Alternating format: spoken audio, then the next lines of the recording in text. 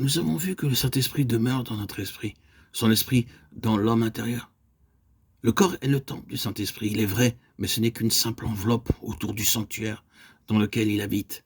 Cette enveloppe, ce fourreau, peut être vivifié par la vie de Christ, si donc l'esprit de celui qui a ressuscité Jésus habite en vous. Celui qui a ressuscité Christ d'entre les morts rendra aussi la vie à vos corps mortels par son esprit qui habite en vous. Romains 8, 11.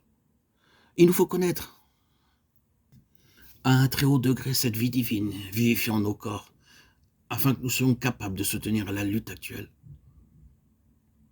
Nos forces naturelles sombreraient, c'est pourquoi Dieu vivifie nos corps mortels, pour nous permettre d'endurer ce que ni la chair ni le sang ne pourraient supporter sans mourir. Une des tentations dans la guerre spirituelle est la fatigue corporelle. On est souvent tenté de se dire « Ah, il faut que je m'arrête », au lieu de se confier au Dieu qui ressuscite les morts, qui peut vivifier le corps mortel, pour qu'il puisse endurer et triompher dans et à travers toutes les luttes. Dieu prépare en ce moment des âmes auxquelles il enseigne le sens profond de la croix du calvaire. Rappelez-vous, confiez-vous et comptez sur la puissance de son esprit dans l'homme intérieur. Éphésiens 3, 16. C'est-à-dire que le Saint-Esprit demeure dans votre esprit pour le fortifier puissamment. Esprit, âme et corps, et pour accomplir toute la volonté divine en vous.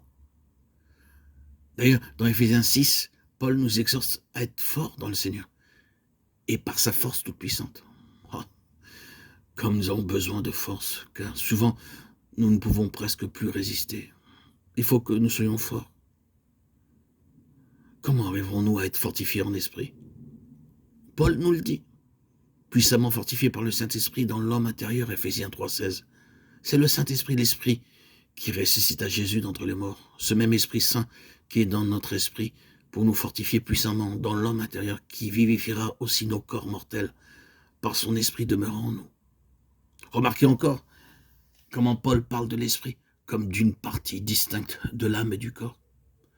Dieu que je sers en mon esprit, Romains 1, 9. Afin que nous servions Dieu dans un esprit nouveau et non point selon la lettre qui a vieilli, Romains 7, 6. Il écrit encore aux Corinthiens qu'il était absent de corps mais présent d'esprit, 1 Corinthiens 5, 3. Vous et mon esprit étant assemblés avec la puissance de notre Seigneur Jésus-Christ, 1 Corinthiens 5, 4, ceci nous décrit l'esprit de communion intime avec Dieu et avec les enfants de Dieu dans l'esprit. Combattre avec un même esprit, Philippiens 1, 27. Telle est l'union que Dieu demande. Une union d'esprit à esprit parmi son peuple, afin qu'il soit un, se tenant ferme contre l'ennemi dans la sphère spirituelle.